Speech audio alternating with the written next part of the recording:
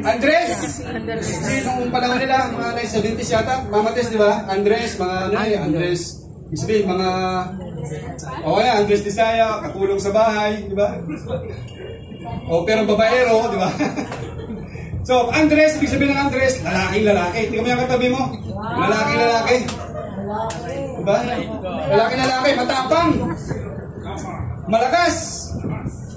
Isa lahat, may lakas ng loob. Kahit laging busted, namiligaw. Kahit laging bigo, di ba? Kaya lang, sana ganun din sa paglilingkod. Kahit nabibigo, kahit maraming pagsubok, malakas pa din ang loob mag-serve kay Lord. Okay, batis-bahis sa ating teksto, no?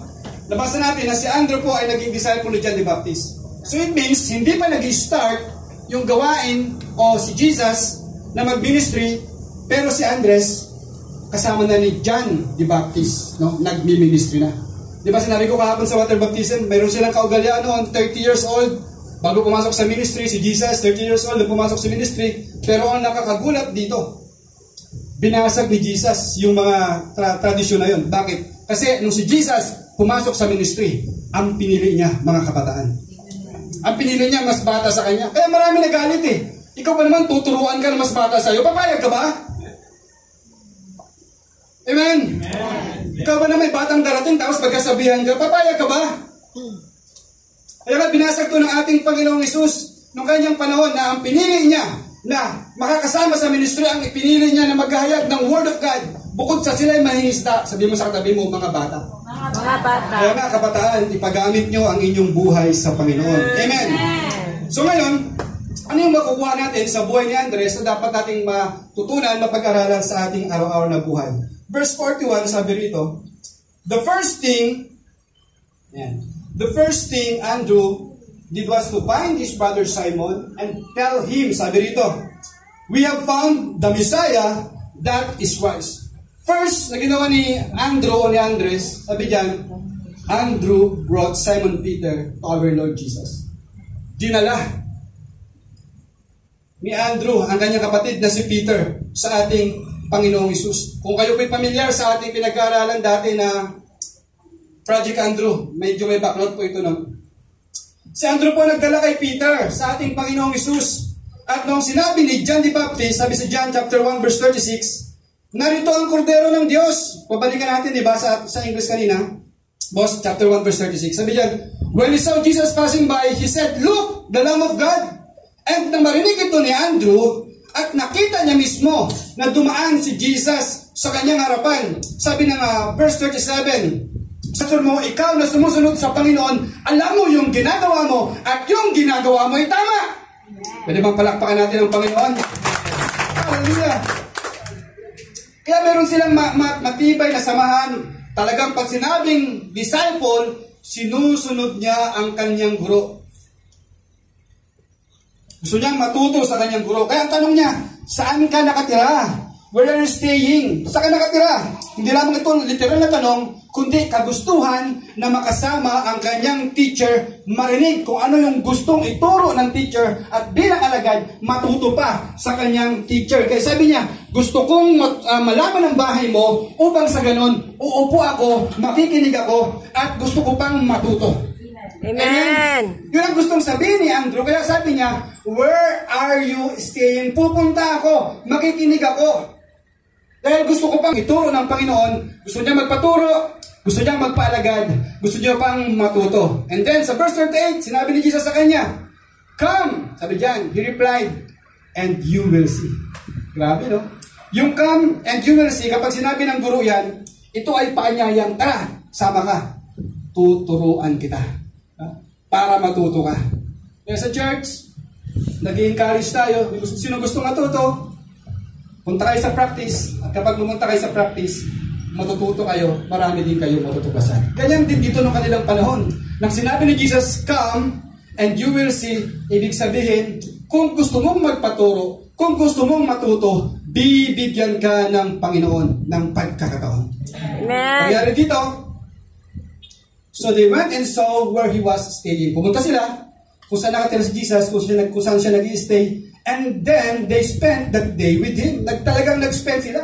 Hindi ko alam kung anong kanilang pinag-usapan. Hindi ko alam kung anong pinagkikwentuhan. Pero according sa pag-aaral, no, sabi diyan, they spent that day with him. Halos buong araw.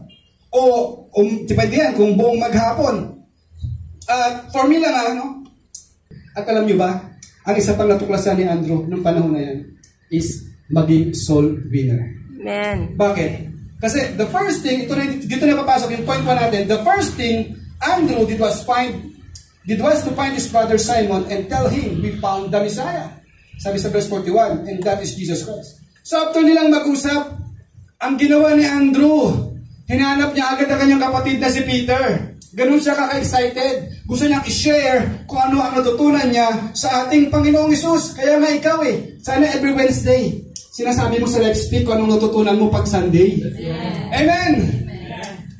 Mas matanda si Peter kay Andrew dahil mababasa natin, si Peter may biyen ng babae. Si Andrew, di ba, wala pa. Dahil sa binata pa siya nung panahon nito. Pero si Pedro, nag-asawa na. At kung titignan natin mabuti, hindi nag-atubili si Andrew na i-share kay Pedro sa kanyang kuya kung sino ang Panginoong Hesus. May kita natin dito na talagang hinahanap niya si Peter at sinabi niya, we have found the Messiah and that is Christ. Amen. Si Andrew po hindi lang masigasig, mapagmalasakit din. Bakit? Dahil nang malaman niya ang katotohanan, hindi niya ito inilihim. Hindi niya sinabi, maghihintay pa ako ng ilang araw. Maghihintay pa ako ng ilang linggo. Tsaka na ako mag-share pag mature na ako. Tsaka na ako mag-share ng Word of God pag marami na akong alam ng memory verse. Tsaka na ako mag-share pag may makikinig na sa akin. Hindi, the moment na kinausap ni Jesus si Andrew at nalaman niya ang tungkol kay Christ, hinahanap niya ang kanyang kapatid. Amen. Pwede bang palakpakan natin si Lord? Kasi si Andrew, disciple na siya ni John the Baptist. Si Peter wala pang alam. Pero dinala niya si Peter sa Panginoon. Hindi siya nainggit. Kung ano man ang marating ng kanyang kapatid at huwag inyong pag-aaralan, si Peter, ang naging kanang kamay ng ating Panginoong Hesus. Sino nagdala? Si Andrew. Kaya nga kung mainggitin si Andrew, kung meron siyang makasarili, hindi niya isi-share yung kanyang natutunan. Kaya nawag ganoon din tayo sa ating paglilingkod. Kung ano ang natutunan natin, i-share natin sa ating kapamilya. I-share natin sa ating mga kapatid. Amen. Amen. I-share mo sa mga taong malalapit sa iyo. Amen po ba? Amen. Kaya ito napatunayan natin na si Andrew is isang lalaki na laging handa. Hindi siya nagpatumpik-tumpik. Hindi siya nagsabi na, tsaka na ako mag-share. Hindi niya sinabi yun. Kung ano ang natutunan niya after niyang ma-encounter si Christ, sinabi niya iyon sa kanyang kapatid. At dahil doon, siya ang unang evangelist sa Bagong Tipan. Siya ang unang nagdala ng isang tao kay Jesus. Walang iba, kundi si Peter. Yes. Palapakan po natin si Lord. Nag-uumpisa sa loob ng pamilya. Ilan na kayong naglilingkod sa loob ng inyong pamilya? That's a purpose kung bakit we are family church, kasi isa sa ating napag-usapan na dapat our first ministry is our family. Amen. Amen po ba? Amen. Galing mag-share ng word sa iba, sa tropa, sa barkada, kung kani-kanino, pero yung pamilya hindi nasishare, dapat mabahagian din. Huwag natin sukuan ang ating pamilya. Amen. Lagi natin iluhod sa panalangin everyday, bago ka matulog. Iluhod mo sa panalangin ang iyong pamilya. Huwag natin sukuan. Bahagian ng Word of God, yung mga taong malalapit sa atin, yung ating kaibigan o yung kayong kaibigan mo. Kung ayaw magsimba, di yung Word of God ang dalhin mo sa tahanan mo. Yung Word of God ang dalhin nyo sa school nyo. Yung Word of God ang dalhin mo sa opisina mo. Pastor, sino mangangaral? Ikaw! Amen ba? Amen. Amen. Kung ayaw magsimba, ayaw pumunta ng church, edi dalhin mo yung Word of God sa inyo. Kasi buhay mo pa lang, patotoo na eh. Maraming mananampalataya, ang hirap makadala sa Panginoon. Bakit natatakot eh? Nahiya.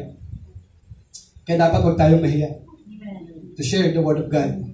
Amen? Amen! Amen. Palakpakan natin ang ating.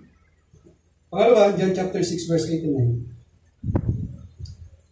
Another of his disciples, Andrew, Simon Peter's brother, spoke up. Here is a boy with 5 small barley loaves and 2 small fish. But how far will they go among so many? So another situation na naman to. But then, makikita natin, anito yung ating bida, si Andrew. Kaya secondly, Andrew found the boy with 5 loaves of bread and 2 small fish. And then makita natin na kasama ng Panginoong Jesucristo. Ito yung tagpo na yung 5,000 kalalakihan, binilang pa lang yung 5,000 kalalakihan, papakainin nila. Kaya babasahin natin sa talatang ito, ang daming tao, pero walang makukunan ng pagkain. Amen po ba? Naranasan nyo na ba yun? Ang dami mong bisita, pero yung sinurprise ka sa bahay nyo, wala kang mailabas. Wala kang pera, pero biglang may nailabas ka. Ito lang yung tinatago kong dilata! O, di ba? Sa kabila, maling! O, di ba? Maling. Alam sa baba, pagbukas sa baba, ang dami palang bigas. May labas yung mga platong hindi ginagamit. Meron pa bang ganun ngayon? Ito ang soft drinks para sa may sakit sa bato. Kung tawa, iinom ka. Nakataas ang kamay. Nung nilulubog ko na siya, tinaas ang kamay niya, inawa ako, nilubog ko. Sama yan. Totoo yan. Kataas ka pa ng kamay, ha? Parang pwede pa. Basta pininakas mo kamay ko, okay lang yan, baba mo. So okay, dito. Sa tagpong ito, ano yung pagpapakain ng 5,000 kalalakihan? Kung babasahin po natin, sa unang talata, makikita natin dito, naghahanap si Jesus ng pagkain. Pero, sinusubok niya lang yung kanyang alagad. Nasubok na ba kayo ng pastor nyo? Ako lagi eh. Kunyari, hindi ako pinapagalitan, pero pabanda pala, ako pala yung naroon. Minsan talaga may direct sa amin. Pag 5 kayong pinagagalitan, diba, 1, 2, 3, 4, 5. Kunyari, silang pinagagalitan, pero hindi ikaw yun. Hindi sila yun, ikaw yun, para sa yun. Kasi alam mo naman kung nagkamali ka o hindi eh. Meron tayong Diyos na kayang gumawa ng himala. Meron tayong Diyos na subok na noon at hanggang ngayon hindi nagbabago. Meron tayong Diyos na hindi nang iiwan sa iba't ibang problema na ating pinagdadaanan. Ang problema, nakatingin tayo sa problema, kaya hindi natin nakikita ang kapangyarihan ng Diyos. Na kaya pala, na pwede pala, may himala pala sa mga taong nananalig sa Kanya. Amen. Kaya sagot ni Philip, tama naman, nakatingin siya, nakapokus siya sa limitasyon ng tao. Pero nakalimutan niya yung pananampalataya sa Diyos. Tinansya niya ang bilang ng tao, pero hindi niya tinansya ang kayang gawin ng Lord. Hindi nakita ang kapangyarihan ng Panginoon. Parang sinasabi niya, kahit ganito, marami kang ang pera, pero kulang pa rin sa dami ng tao. Pero ang maganda rito, hindi si Philip ang ating bida. Sabi mo sa katabi mo, kundi si Andrew. Amen. So naroon si Andrew. Napakinggan niya habang nag-uusap si Philip at si Jesus. Ang sabi sa verse 8, chapter 6 verse 8, sinabi sa kanya, ng isa sa kanya mga alagad, ito na si Andres, nakapatid ni Simon Pedro. May isang batang lalaki rito na mayroong 5 tinapay na sibad at 2 isda at dapat gaano na ang mga ito sa kanyang karamihan. Okay? So nakita niya si Philip na namumblema, pero ang ginawa ni Andrew, solusyon.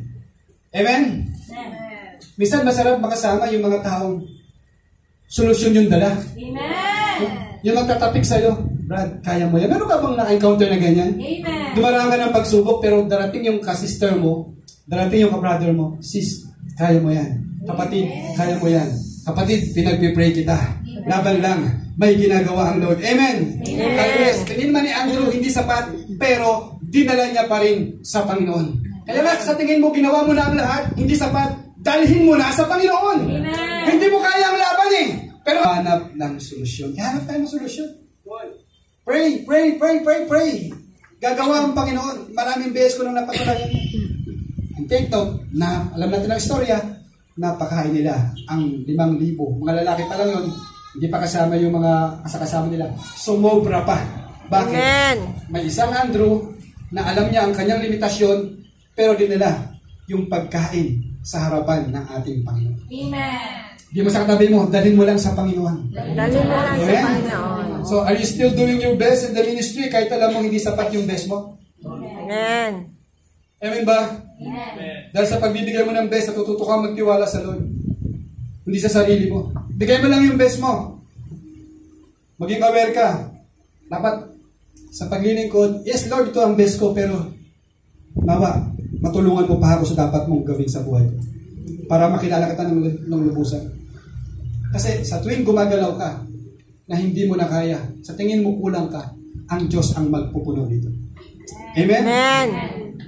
Minsan iniisip natin, wala nang epekto yung ginagawa natin. Pero hindi mo alam, sa bawat pagtayo mo sa unahan, sa bawat pangangaral mo, sa bawat pagtugon mo sa calling ng Diyos sa'yo, may napapalakas kang tao. May nai-inspired kang tao. Sa tingin mo, wala lang ginagawa mo. Hindi, sa tingin mo lang yun eh.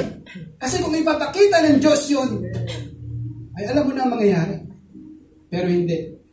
Kapag ginagawa mo, ang calling mo, yung pinapagawa sa'yo ng Lord, ang daming na-inspired na tao.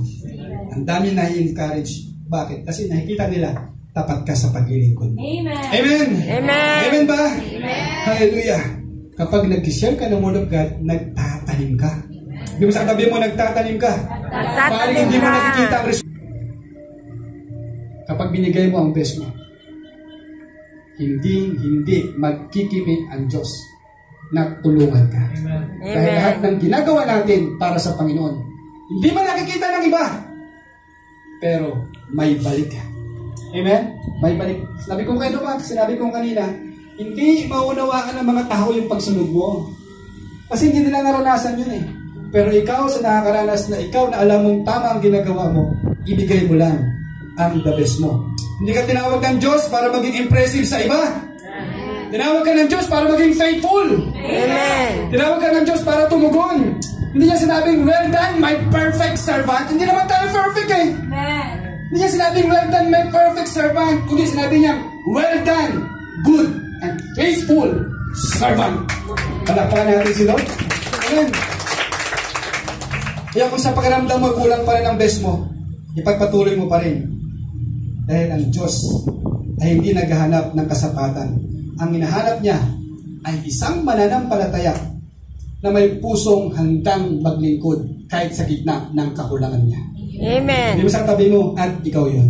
At ikaw yun. So lesson